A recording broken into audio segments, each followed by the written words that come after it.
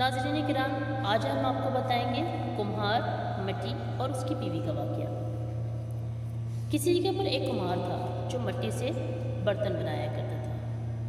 ایک دن اس کی بیوی اس کے پاس آ کر بیٹھی اور پوچھا کہ کیا بنا رہے ہیں؟ کمہار بولا، حقہ یعنی کہ چلم بنا رہا ہوں، آج کل بہت بک رہی ہے، کمائی بھی اچھی ہو جائے گی۔ بیوی نے جواب دیا کہ زندگی کا مقصد صرف کمائی کا ذریعہ ہی تو نہیں، کچھ اور بھی ہے۔ تم میری مانو تو آج سراہی بناؤ، گرمی ہے وہ بھی خوب بکے گی، مگر ساتھ ساتھ لوگوں کی پیاس بھی بجھے گی اور لوگوں کے کام بھی آئے گی۔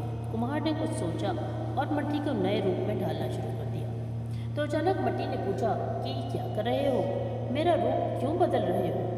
کمہار نے جواب دیا، میری سوچ بدل گئی ہے، پہلے تمہارے پیٹ میں آگ بھرا کرتا تھا، اب پانی بھروں گا اور مخلوق خدا اس سے نفع حاصل کرے گی۔